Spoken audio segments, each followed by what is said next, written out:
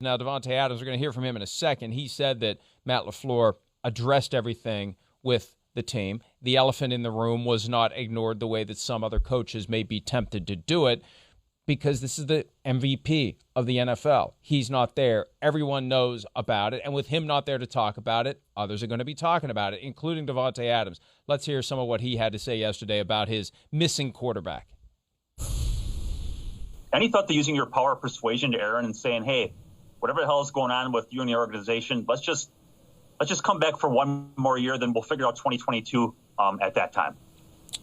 I mean, it's easier said than done. I can say that. That's obviously the morale that I come with. That's the type of message I want to send to him. But it's so much that goes into it. That once again, that's positive, a very positive outlook. But it also can be viewed as selfish, and I don't want to put any pressure on anybody that would be in that situation, let alone Aaron Rodgers. So we're gonna let him figure it out, and I'm sure he's already thinking, of course, I want to play with Tay. So I'm not saying anything that's probably not always already on his mind. So at this point, it's just going to come down to the logistics and, him and the rest of the club kind of ironing out whatever they have to figure out. And none of that's on me, and I really don't know as much as what you guys probably think about it too. So just let them handle that, and that's nothing for me. I got my own stuff to be worrying about. So obviously worry about missing my quarterback potentially, but as far as really ironing out and do this or do that, that's not really my place.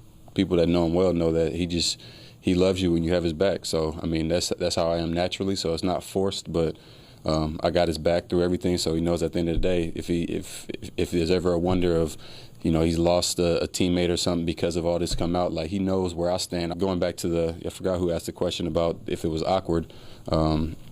It could never be awkward, because I think that any GM, any president, any owner, they should want type of guys that are backing their players, especially a player like that.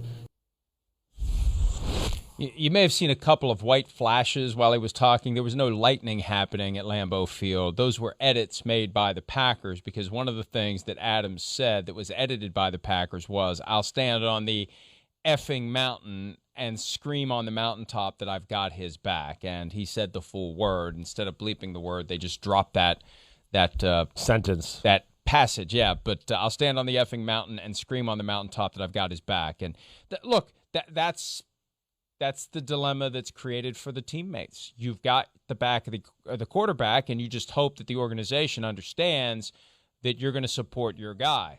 And so if my guy is upset, I'm on his side. I'm on team 12. Right. And sorry, Goody Kuntz, sorry, Murphy, sorry, Coach, I'm supporting number 12. And I think a lot of guys are going to feel that way. Yeah, no question. They are. And to your point, too, with like Gutekunst, Mark Murphy, whoever it is up in the front office, they understand that. And really, Davante Adams, again, just shows what kind of professional he is. I mean, he says the right thing. His messaging's perfect. I'm on Aaron Rodgers' side, but he says nothing disrespectful about anybody else, and he understands not to get involved in the business. Again, it's, the NFL, it's, hey, Aaron Rodgers is the king of the team. These players aren't going to mess with him. There is a pecking order there in that way and everything like that. So, that the aspect of knowing in an NFL locker room, don't get another guy's business in the locker room, right? It's not your place. You just do your job. You worry about wide receiver. So, I mean, he sends the right message not only to Aaron Rodgers, the front office, but the guys in the locker room and everything like that. And he's in a tough spot too. I mean, he is. He like LaFleur. He's got something to balance there as well, because Davante Adams, of course, is like, yeah, he wants Rodgers. He knows his career is better with Rodgers. We've talked about how it's not easy to find that type of connection he has with Aaron Rodgers. I mean, they have a thing where it's like, they can look at each other, I bet you, and know like, oh, the guy's playing like this, Rodgers is going to want me to run the route like that. I mean, or run this route or whatever. That is not easy to come by. So there's that. Davante Adams wants to make sure he keeps that going, let alone, hey, if he keeps on the current pace, he's underpaid as a wide receiver. He's going to want a new contract. So he's certainly not going to want to piss off the front office or say anything that, is mean or disrespectful to them too. So he's in a tough spot, but a real professional, and I thought he handled that just about perfectly. I thought he did as well. Yeah. And adding to this, everything you said is spot on. Yeah. And when you're talking about a guy with a well-earned and long-standing reputation of being prickly, of being sensitive, it raises the stakes.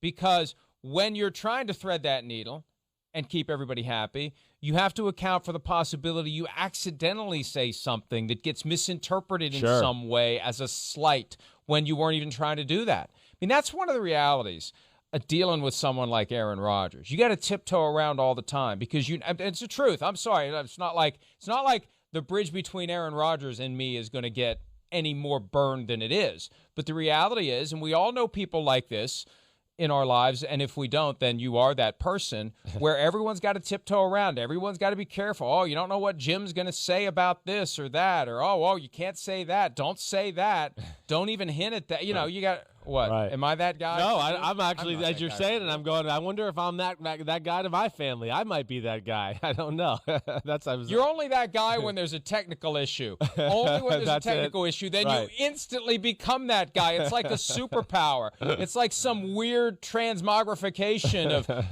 of Chris Sims to the incredible technology-hating Hulk. That's what you become. Yes. You are nothing like you otherwise are the rest of your life until anything goes wrong technologically. Then you become this giant ass. I do, yes. I love you, but it's true. That is true. I can't deny that. Anyway. Yeah. But I hear Davante Adams' contract last year. This is it. Right. $12.25 million, woefully underpaid. And, you want the front office to be happy, and you want the guys who are going to be throwing you the footballs happy. And you know what? I think that who knows what Aaron Rodgers has intimated to any of these guys, but I don't know. It's even more important to tiptoe on eggshells if you think he's coming back. I think Adams, based on the way that I heard it, I think he thinks he's coming back. Yeah, I do too. Exactly. And I think that's why he answers the question the way he does, and I got his back, and, the scrubbed out quote that, he uses the bad word for, everything like that. He's making it sure, he's expecting, I think he's going to be back. And I got his back because he wants to hit the ground running like he did last year. Certainly doesn't want to deal with like what you're talking about, drama or having to have a conversation with Rodgers because he said something I didn't mean to say it this way or whatever. So, yes, I thought he approached it that way too, Mike. That's something that I definitely was going to bring up. He approached it like, I think the guy, we're going to see him in a month, and we'll see. And, again, here, with Davante Adams, and, we talk about the tiptoe, the balance of, the players have, between, okay, I want to be respectful to Rodgers. He's the man in the locker room.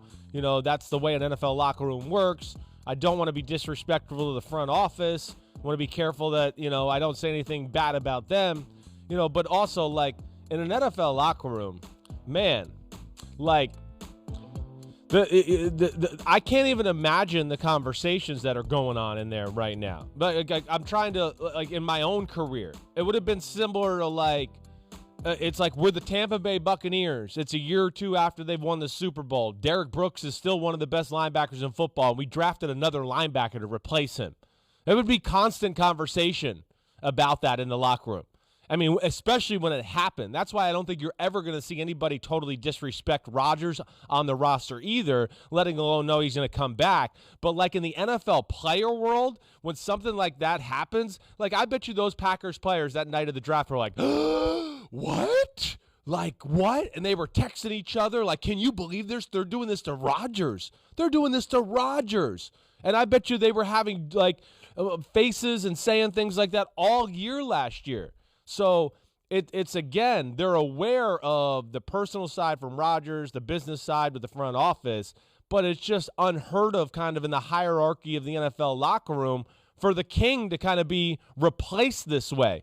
And I think they expect drama when they see that type of thing, I guess is what my point I'm finally getting to there. Hi, I'm Mike Tirico, and thanks for watching. Make sure to hit subscribe for the latest news and highlights from NBC Sports.